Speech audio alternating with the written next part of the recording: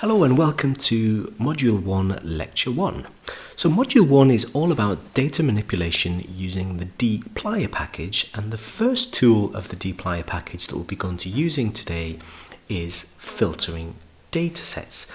So what do I mean by filtering? Well, filtering essentially is subsetting our data. So let's imagine we've got this data on the left hand side here with these variables, and we want to filter that such that we only include candidates in our new data that are above a certain height of 170. So those green lines will be carried forward into our new subset of data where everybody's height is now above 170. So essentially what we're asking R to do is setting a condition, for example, height is above 170, and then R figures out whenever that's true, it keeps the data, whenever it's false, it drops the data. So how do we actually write this code in R?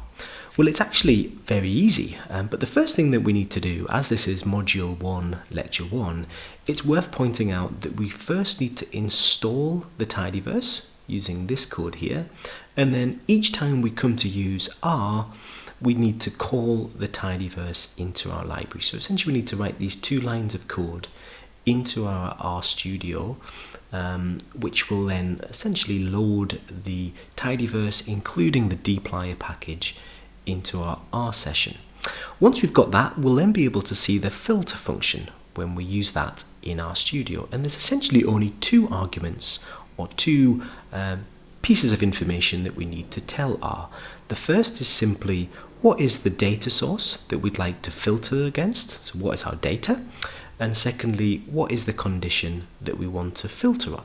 So for example, using the data set on the previous slide, which was called health, we can filter that for height above 170 with the following code. We simply type filter, first condition or first argument is health, second argument is then the condition.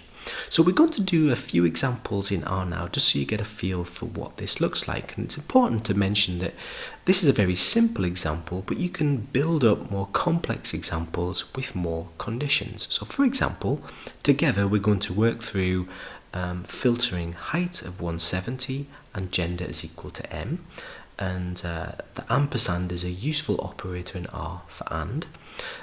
We can filter height as 170 or the gender is equal to M, and this little stick operator is the R symbol for or.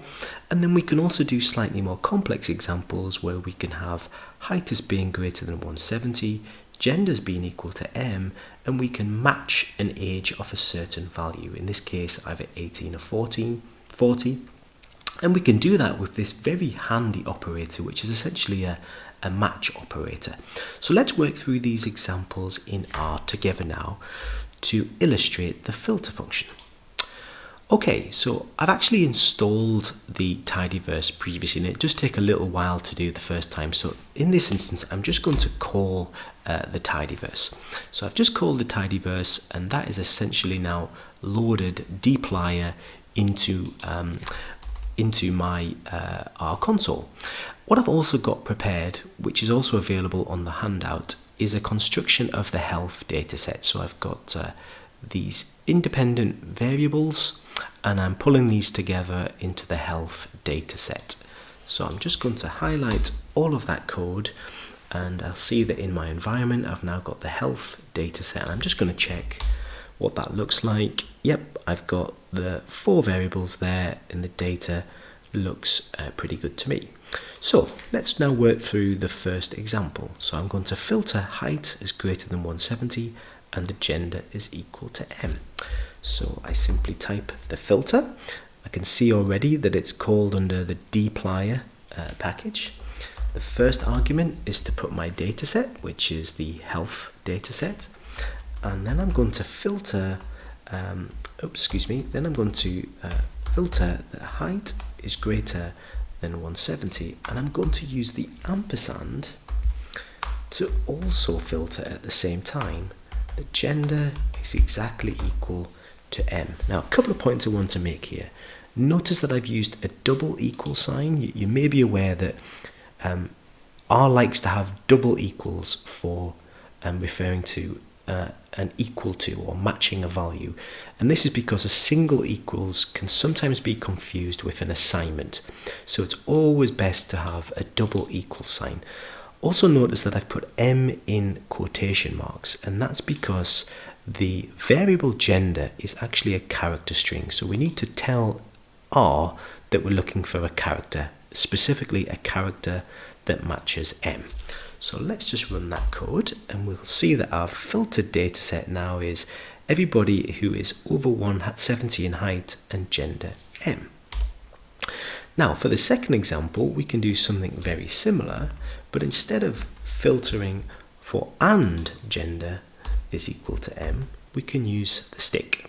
And this means that we're filtering the health data set for anyone with a height above 170 or gender is equal to M. So it doesn't have to be either. And I run that code, and this is the data set that we now get. Here we've got people who are either greater than 170 or gender is equal to M.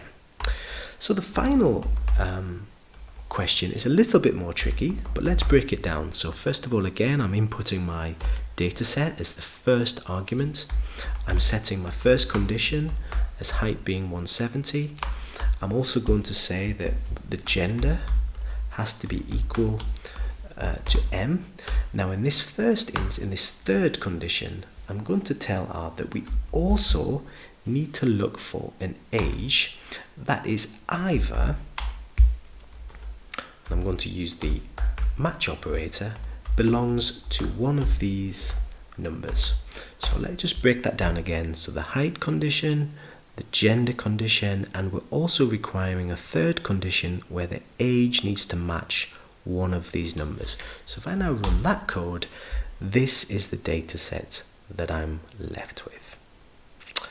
Okay, so this is the code to answer those example questions where you see it's very simple.